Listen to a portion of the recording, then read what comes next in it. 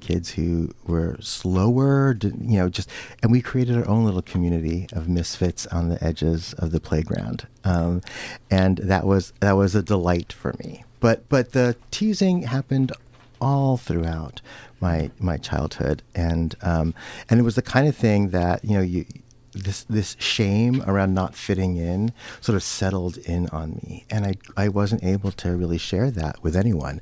And I there's a part of me that laments that, right? That I wasn't able as a kid to reach out to my parents. I kind of discounted them. This is the intersectionality part, right? As being a child of immigrants and being an immigrant and wanting to fit in, and my parents definitely did not fit in either. And so there was this divide between us, and I just didn't know how to trust them, right? And give them the chance to love me, which is a skill. I didn't expect that to hit so hard, but it was a skill that I had to learn, right? And I grew into later in life. And what's your relationship with your parents like today? So my parents both passed away 3 years ago, during the pandemic. But I was never really close to my father.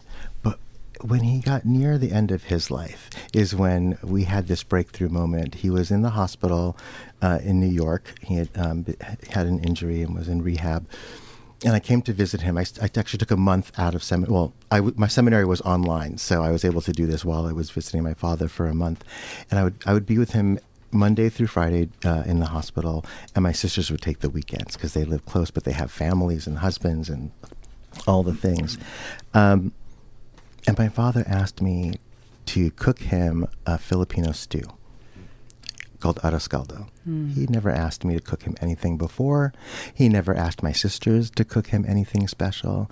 And there was this part of me that knew this was his way, right, of reaching across the divide that had grown between us, and not out of malice, I don't think, but just we drifted apart. And, it was his way of reaching out, and it was really a beautiful healing moment when I was able to cook him this stew and feed it to him. Wow, that is beautiful. And so whenever you cook that now, you can think of him, or he's with you in spirit, I'm absolutely. sure today. Absolutely. Yep, that's right. Yeah. Well, thanks so much for that story, Simon. So can you tell a little bit about your coming out? A little bit about your coming out story? Coming out is something I was thinking about. Coming out is always an ongoing process, right? Because every time you're in a new situation, you need to figure out, how do you tell people? How do you signal, and then how do you make it clear? And it's always an evolving thing. Being teased for being, the F word as a kid, I kind of couldn't hide from it, right? But it was a question of my coming out to myself and acknowledging that people were seeing something in me that I couldn't see myself. So that first stage was coming out to myself, right? And then once I was able to do that, I could come out to friends, people who actually I trusted with my safety and with my story. Then it was a question of how do I come out to my family, which I was not able to do until I was in college. And it's amazing. I mean, you live this double life. In college, I went to Bates College in Lewiston, Maine. I got my bachelor's in Russian cultural studies. Wow. That's a whole story in and of itself. But and I was also very involved in the Lesbian Gay Student Alliance on campus. I was the leader of that alliance for a year and a half. And then graduation was coming, and my family was going to be there. And I thought, I'm going to tell them because they're going to know. You can't hide it. And Bates College is a small liberal arts school in New England and in Maine. They were going to know. So I guess it was the spring break. I went home and I had to sit my mom down and say to her, "Hey, Mom, I have something to tell you." Right? And I told her that I'm gay, and she cried. And I said to her, "Are you okay?" She said, "Of course." She's like, "I love you, and I've always known, and I'm glad that you could tell me now." So the one funny thing that she said, though, was, "Don't tell your father, I'll tell him." And I thought, of course she did. Okay, if you think that's the best route. But later she told me that when she told him, his concern was that I be safe. I came of age in the 80s, right, during the height of the AIDS pandemic in New York.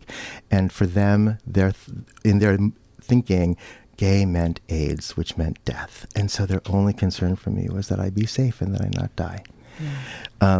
which again, given the context, I recognize as that was their way of reaching out and saying, we love you.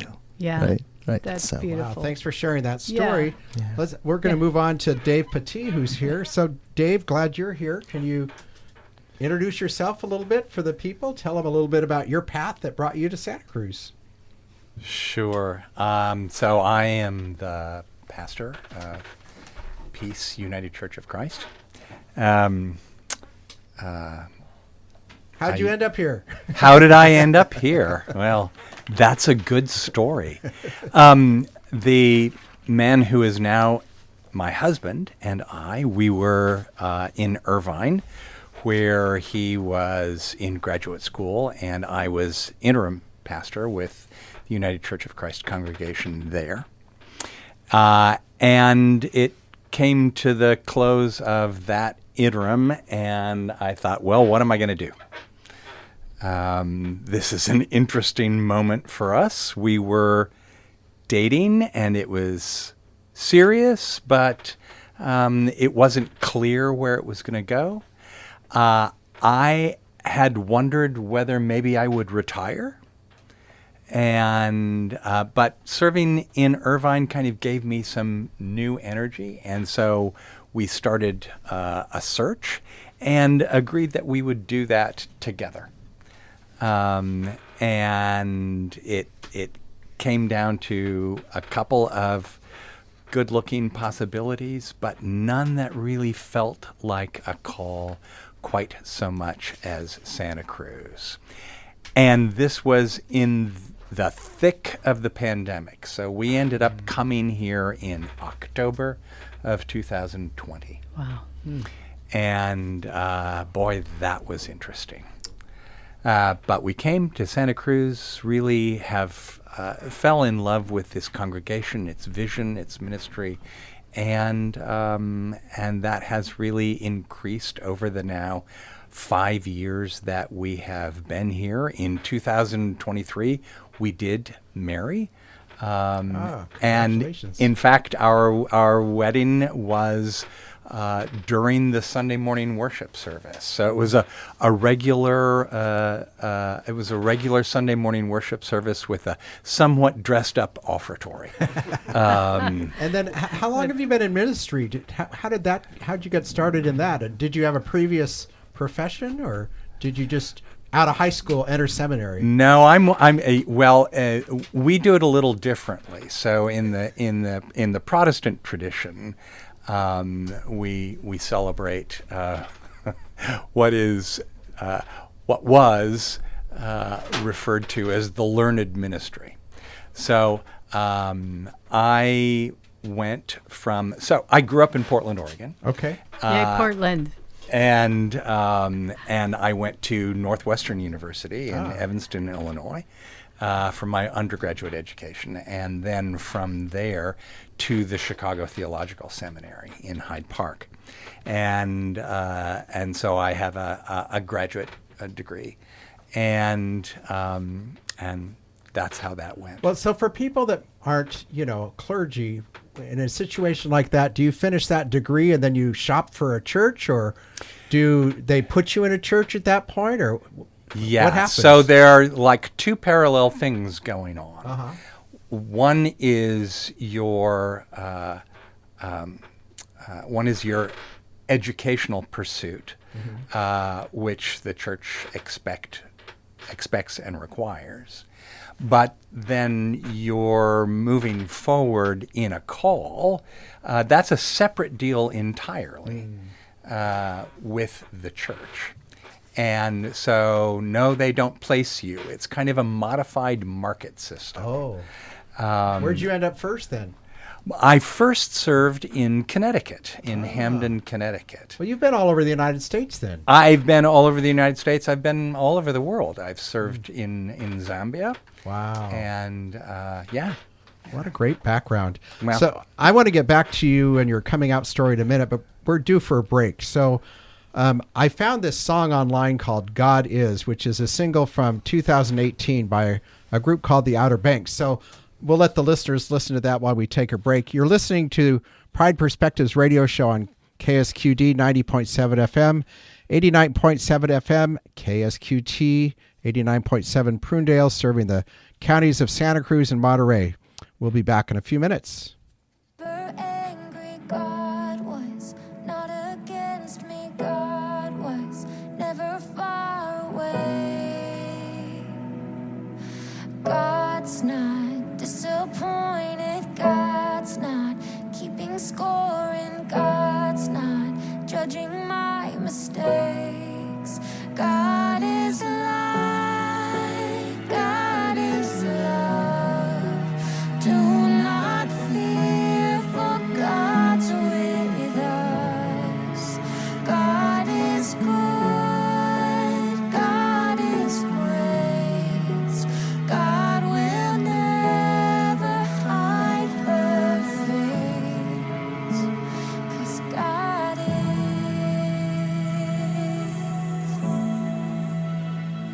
God is.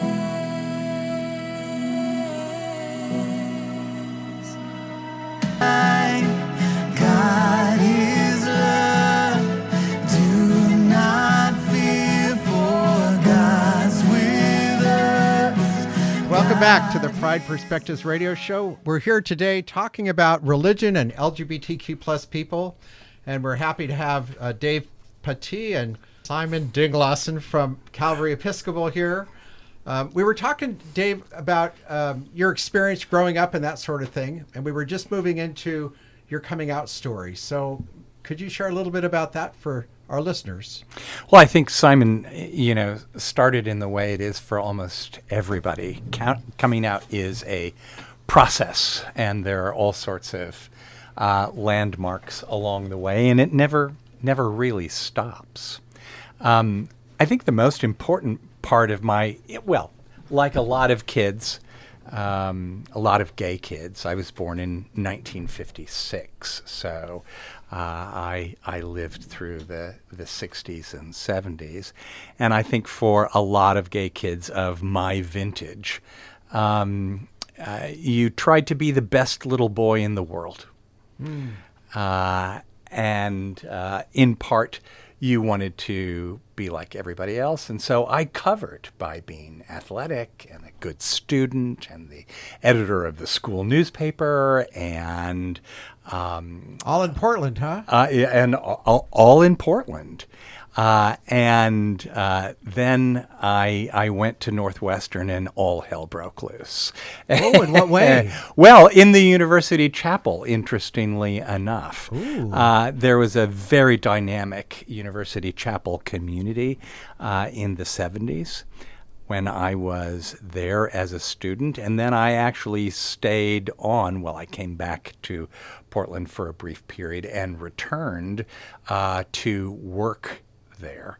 And it was a pretty exciting time, but that university chapel community was involved in a lot of it was very inclusive, and it was involved in a lot of activism for social justice, and of the many activisms that were going on there was support for queer people, and I recognized the safe space there to begin to be myself, like lots of students in college.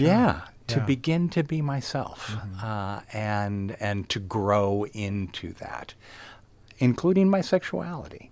And I got beyond my life as performance, and started to grow into being myself. What was that like for telling your family? Well, interestingly enough, my mother had become aware that I had same-sex attraction by having gone through my letters. And I was a correspondent and kept everything, right? And so she became aware in that way, and of course was terribly concerned for me and not at all accepting.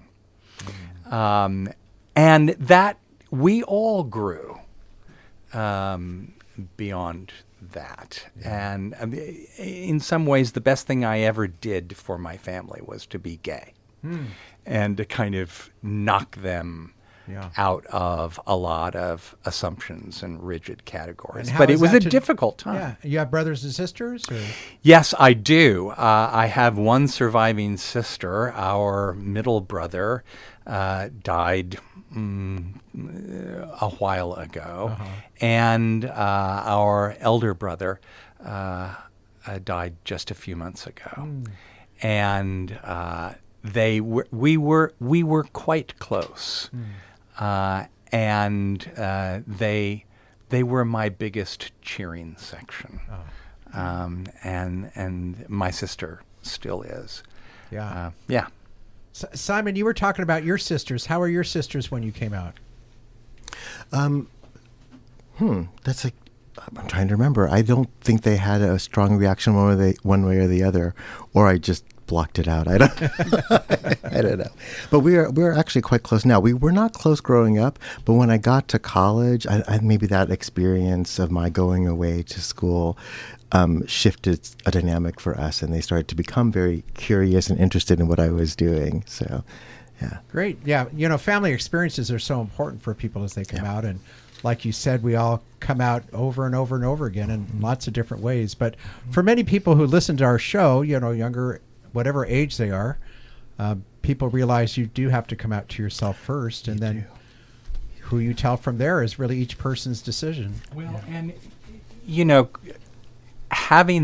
allowing that time and being a part of a process. So, I have had many younger people through the years come to me, really edgy about their families and a difficult time in their family relationships, and kind of cranked that their families haven't completely accepted and gotten on board with them, with their lives moving forward. And so I'm very sympathetic and affirming in the midst of that. But I'll look for a moment when I can ask the question, so how long did it take you to be okay with you being gay? Oh, that's a great question. Yeah, that is a great question. And they'll say, oh, well, a while. And I say, so,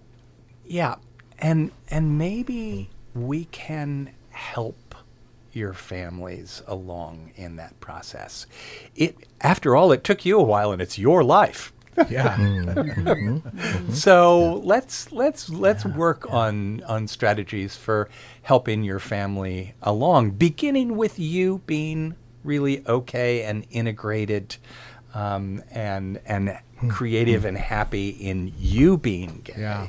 Well, that's a great example, because one of the next questions is, tell us about your job. Like, it sounded, what you just said sounds like a lot of some of the stuff of what your job is, but can each of you talk about what are your jobs at your churches? You go first. Oh, sure. Okay. I've been yakking for a while. Because people might not know what a pastor or a rector are. So if you could do a little explanation for everybody. Sure. So the rector of a church, an Episcopal church, is the person in charge. So there's two sides to that. One is very practical. I am the head of staff. I'm the one who signs off on everything, right? All the legal things go under my name, representing the rector and wardens of the church.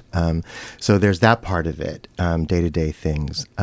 But then the other part of it is being a pastor and a teacher. So a pastor is someone who is there to companion folks in their journeying in their spiritual life. The questions that they have, their angers, hurts, their loves and joys that we get to. This is the privilege of what it is to be a pastor and priest, is to walk with people through that, to help them make sense of it, to help them understand their lives in this larger context through the twists and turns. And you're also a teacher, because we are entrusted with forming people in the faith as our different traditions have grown sure, to and understand. A therapist too, it sounds like. Absolutely. Well, and I am also that's part of being a teacher. trained as a spiritual director, and so that's part of it as well. Is that people come with all sorts of questions, and I help them specifically in a targeted way, and over a period of time, working with them, help them to think through and pray through a situation that they're experiencing. And then aren't there like church ceremonies throughout the week that you're involved in conducting? Absolutely. So the main ones are, of course, on Sunday at Calvary. We have 3 services on Sunday morning. So it's a marathon from when I wake up at like 5:30 or 6 until I get to take my nap at 1 o'clock in the afternoon. And then during the week, I have Lectio Divina, which is a time of holy reading of scripture on Monday mornings at 9 o'clock. And then Thursdays, I have my midday Eucharist at 11:30. So there's lots of times where I'm actively performing as a celebrant and a presider and a distributor of sacraments. So There is no sleep quite so How good does as that Sunday compare to your afternoon, life, Dave? yeah. What's your life Well, like during the week? a big difference is that in the tradition of the United Church of Christ, coming out of the Congregationalist traditions, although I'm from the German side of the family, but we don't have time for that. I am most decidedly not the one in charge. So I am a leader, and I'm the leader that everybody looks to, but I'm not in charge. I work with a board, and there are all sorts of people who have a say-so.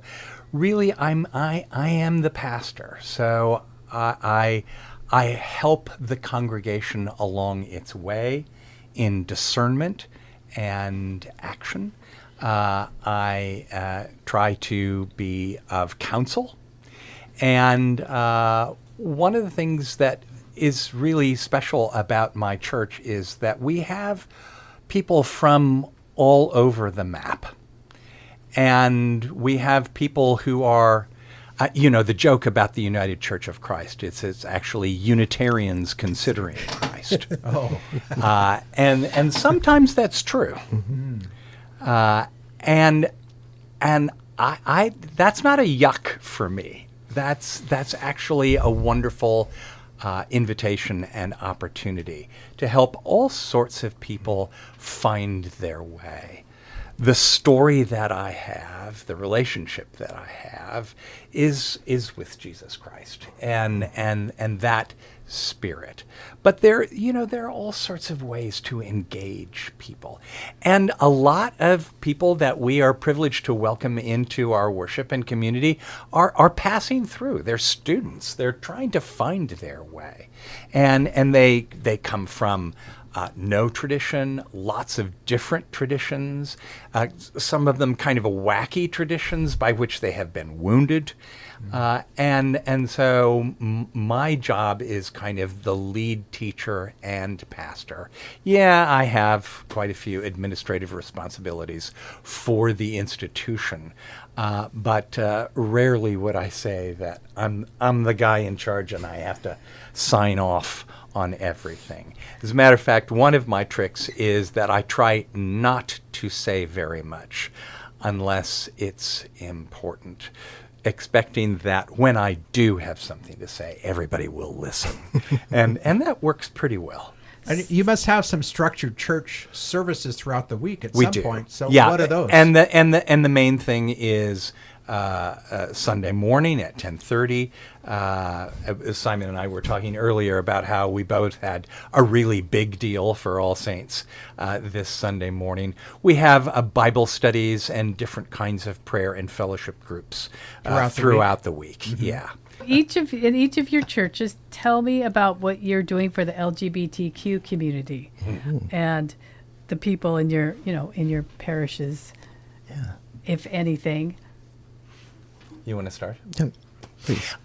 So we are outreach and inclusion to LGBTQ plus people is a leading edge of our ministry. This congregation was a place for marriages in the old Prop 8 days and, back before all of that stuff. And was your Peace United here in Santa Cruz, it used to be called It used to be called First First Congregational. Congregational Church, and were they the first in our county to marry gay Yes. LGBTQ plus people? Right.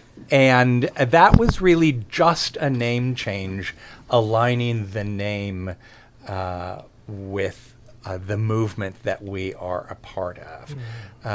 Not really changing much. Gay people, obviously, I'm an out gay person, and that was, I think, a helpful part of who I am. That was recognized as a helpful part of who I am when the consideration of who our next pastor is going to be. Right. Well, you mentioned there's a board. So does the board do the outreach and do the interviews and decide who the next pastor was going to be? The board does the invitation, but the congregation decides. Oh. So there's a whole kind of big candidacy thing that happens, and the board narrows the slates. They put together the slate. They put together a search committee, and then they work with the search committee in discerning, okay, who's our final candidate going to be? But it's the congregation that makes the decision. Wow. Yeah. That's great. So open and affirming. Yeah. LGBTQ Open and plus- affirming and actively and aggressively reaching out to the queer community. Our logo is a rainbow dove, and we put that big on High Street for people to notice, and they do. We ask, how did you find out about us? What about? Well, I saw the rainbow dove as I was going to. Good. That you were supposed to. We're glad for that. Yeah. And I'm curious, in the Episcopal Church, do you marry gay and lesbian people? We absolutely do. Yeah. Yeah. That's very much part of it. And we actually so it's always been something that bishops are able to allow their priests to do. Not all bishops did at one point or another. But the national church has slowly been moving into a more and more progressive stance on all of those things. And just recently, in the last few years, created trial liturgies for use that use non-gendered names for the partners who are being married, and to allow for that specifically. So, yeah. And in the Christian communion, the United Church of Christ and the Episcopal Church have been very much at the lead of things. So the first out gay person ordained as clergy in the modern era was Bill Johnson in 1972. Pastor in the United Church, pastor and teacher in the United Church of Christ. And both the Episcopal Church and the UCC have been out in front for a long time. Great. We believe recovering the truth of the gospel in this regard, not being innovators so much as reclaimers of the truth. Well, we'll have to get to that. Before we go to break, though, Simon, I wanted to ask you, I know your church, you fly a rainbow flag out in front. Are there other things that you do in your congregation that make it more inclusive than other churches? Yeah, so I am also a very public member of the LGBTQ community, and it very frequently comes into my preaching. It is one of the many perspectives that I bring to the gospel and to my proclamation of the gospel to the congregation and out into the world. So, I'm intentionally moving our congregation to be more visible in the community. We have a new little banner in the back of the church office building that proclaims that God erases no one, with a new rainbow shield, that Episcopal shield that has rainbow colors. I've noticed more people coming to the church because of that flag, and who come to me afterwards because of something that I've said, that they feel safe to talk with me about these questions. Great. Beautiful. So after the break, we're going to go back to that gospel thing, or the Bible and LGBTQ plus people, but we're going to take a little break. The next song I found is called The Queer Gospel by Aaron McEwen. And we'll let you listen to that while we take a breath here, and then come back with Simon and Dave. Love us as we are. See us and we're holy. In this shall we shall ever be holy ourselves. Your love will take us far. Praise us and we'll show you from heaven to the glory holes, glorious and free.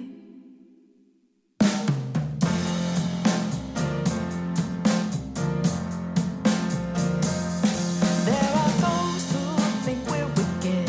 There are those who call us names. Depraved, lost and sickened, would rather bathe us in shame.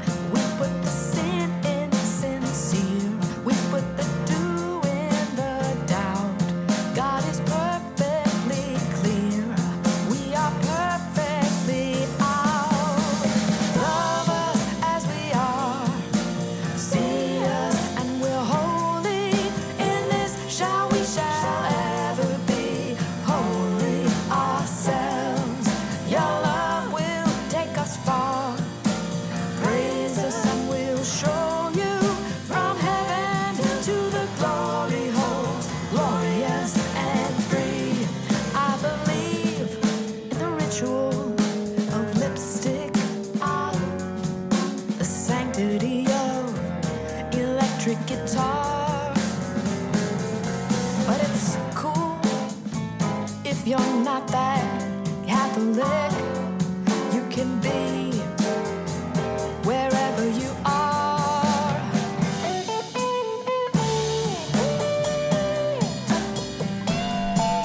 We are back live. You're listening to Pride Perspectives radio show, KSQD 90.7 FM, 89.7 FM, and 89.5 FM, and KSQT 89.7 Prunedale, serving the counties of Santa Cruz and Monterey. Our show today is focusing on religion and LGBTQ plus people.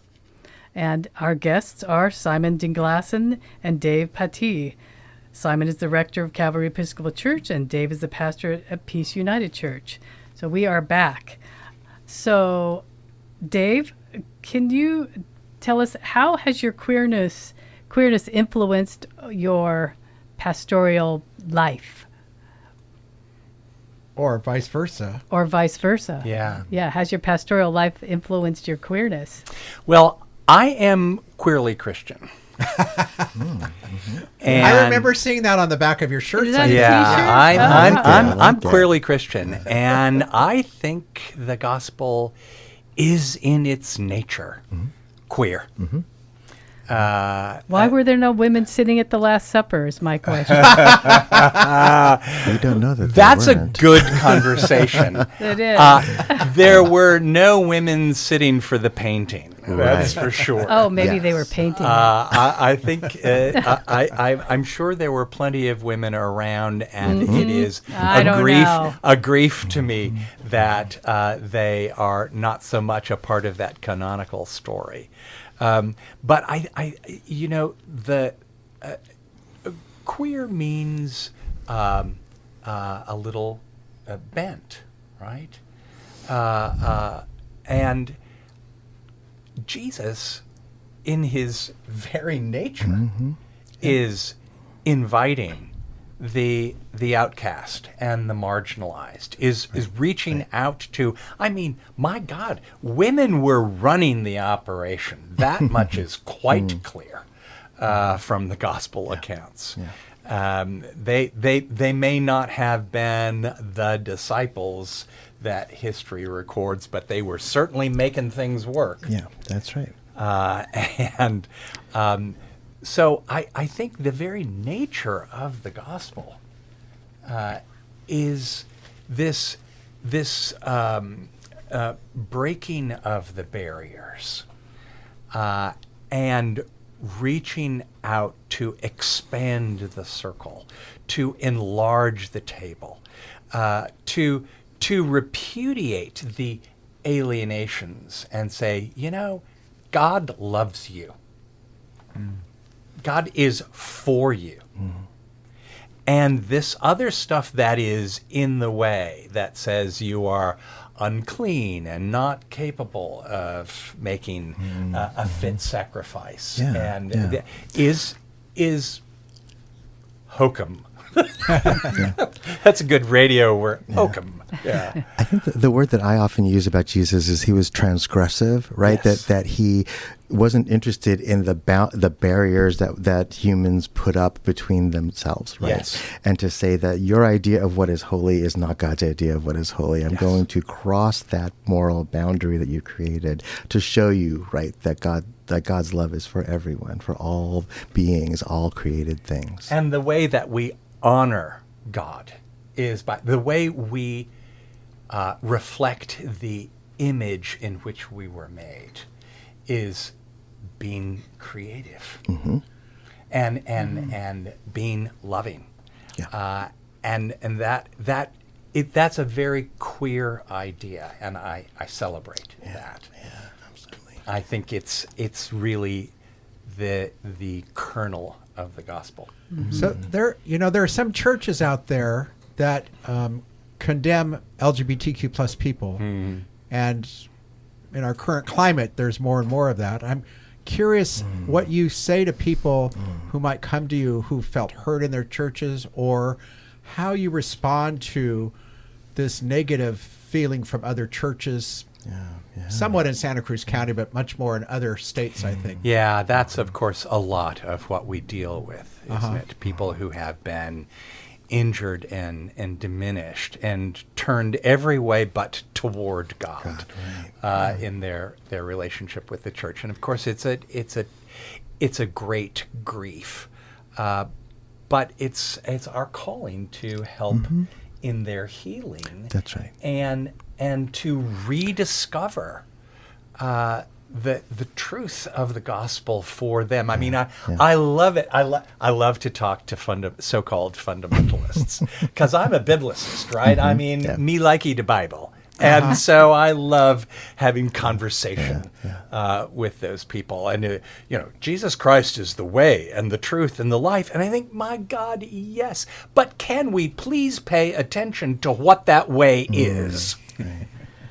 Jesus wasn't a Christian. It is right. either. It is the way of openness and People made inclusion up and giving and in his sacrifice. name, right? Yeah. Right? And it's not Jesus didn't say, I am the new idol. Please Right, pay right. attention No, to he me. did not. Right? At all. He said, Exactly. I am a way, and here is what that way is.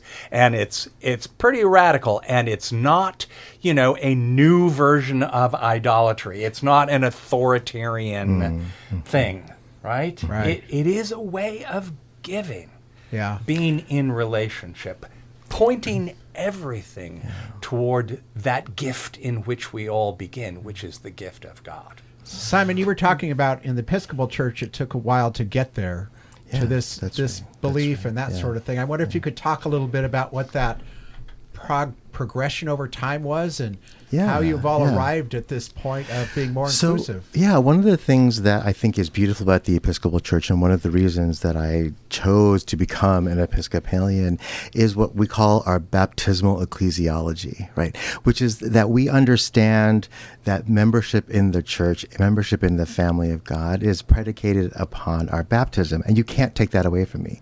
Once you baptize me, I'm in. Right. And so that's the basis of what it means to be a Christian, what it means to be recognized as a Christian by the Episcopal Church. Within that baptismal covenant that we make and which we renew every year and that we hear every time there is another baptism, are certain promises that we make, specifically to always strive for justice and peace among all people and to respect the dignity of every human being. The answer being we will with God's help. Right, because we know that it's hard to do that, but the more we live into that, right, the more that we start to recognize the barriers that the church has put up. So when someone comes to me and says that they've been hurt by the church, I say, yes, you were, and I'm sorry that happened. Right, but the Episcopal Church is hopefully a place where you can come with your questions. Right, that this place we'll try not to be that because we make that promise in our baptism. That's who we understand ourselves to be as Christians, is to strive for justice and peace and to respect the dignity of every human being. Yeah. And the integrity of that, living your human dignity and integrity as ordained and called by God. One of the great joys for me is just last week I did a baptism. I presided at a baptism in the Bay at Natural Bridges Beach of a transgender person. Who At the beach? at the beach, and All you need is she water. wanted to be known Oh, and okay. claimed, right? Yes. She wanted to be known and claimed by who she really is. Oh, wow. And God's grace for her as a real person, and not this performance or image or something. And so that was one of the most deeply moving and nearly fatal, but it's another story, baptisms I've ever been a part of. It was really quite wonderful. There was a sneaker wave warning to which we should honey. have been paying Yes. closer attention. But oh well. Yeah. It all sounds like it was an incredible moment. Oh, and my goodness, it was so wonderful. It was so wonderful. And she speaking- was in church this morning and said, I'll never forget that. Sister, me neither. Well, speaking of the sneaker waves, I had somebody talk to different people that might not believe in God or believe in anything. And I witnessed this whole thing, and this woman said to this other woman, "Go down to the ocean. If you can stop that wave, well, then you're a higher power. But if not, that is a power greater than yourself." And that is the first step into believing that in God, or the God is, or all that is, a power greater than yourself, right? And so that sort of leads me to think about the Tent of Abraham. Do you participate in the Tent of Abraham, which is where all the different churches get together? And, how do you, if you don't do that, how do you interact with all the different churches and temples and mosques and synagogues in the county of Santa Cruz? So I'm not participating. I'm very intrigued by this. But again, I just came here last November, and I'm still trying to get my balance and understand my congregation, much less the whole religious landscape of the county. So I am interested in that. I plugged in very early on, though, with lots of interfaith coalitions, including COPA and the AFC, and hoping to get in touch more in touch with Out in Our Faith and those kinds of groups. So that is definitely on my list of growing edges, is becoming more involved in the interfaith community. Well, I don't think there's been a Tent of Abraham thing recently anyway. So we have a Peace United Church of Christ has been involved with Tent of Abraham and participating in Tent of Abraham from, as I understand it, its very earliest days, predating me. Great.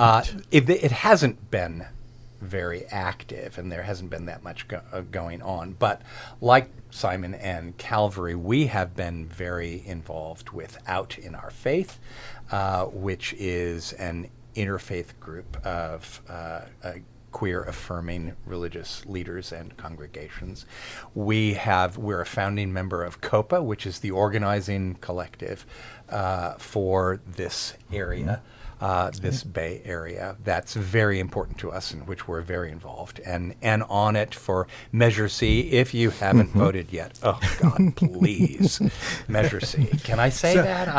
You said it very well. We've got a There you few go. minutes left here, Yeah. so we're going to have to close out. But Dave or Simon, I'll give you one or two final thoughts that you might like to share with our audience about what we've talked about today. And Simon, we'll start with you, and then Dave, and then Cece will end us with a quote, and I'll bat cleanup here. Yeah, I think the only thing that I think has been left unsaid by me is just that faith is for everyone.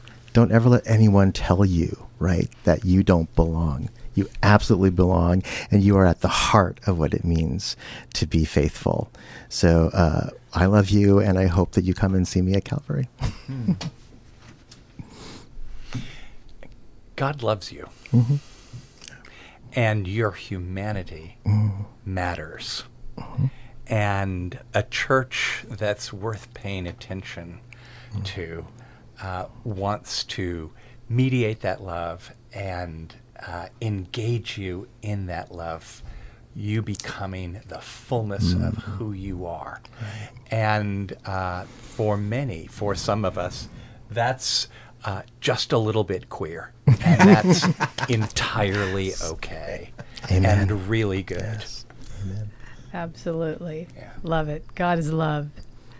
I love you all. And I'm going to end with this final quote here that begins by saying, "Blessed be the people who get you through." It is important to acknowledge those who support us in our lives. Even if we experience ourselves as independent, there are many who make our independence possible. Let's acknowledge those whose values and actions sustain us, those we meet whose sharing and example inspire us, like these two guys here. Let's acknowledge those we trust to be supportive to us in difficulty, those with whom we share sorrows, and those with whom we share laughter. The people who care about us deserve our gratitude. They show us that we are not alone in the world. We're sustained and strengthened not only by those with whom we have long and deep associations, but also by those merely passing through our day. An act of courtesy, a look of kindness, a smile of recognition, a momentary sharing, these help form our sense of human interconnection and support. Amen. Thanks for that, Cece. Amen. Thank you, Simon and Dave. This week, make sure you vote by Tuesday. Later on in November, the Transgender Day of Remembrance is November 20th. There'll be a special event in honor of this day, sponsored by the Diversity Center. The first Saturday in December is always the Downtown Holiday Parade, and Santa Cruz Pride will be part of that. You're all welcome to come and join us as part of that. I want to thank both Dave and Simon for your churches being part of Santa Cruz Pride in many ways in the past, and I know you will be in the future as well. Thanks, everybody, for listening to Pride Perspectives, conversations and stories to celebrate the LGBTQ plus culture and history across Santa Cruz and Monterey counties. See you in 2 weeks.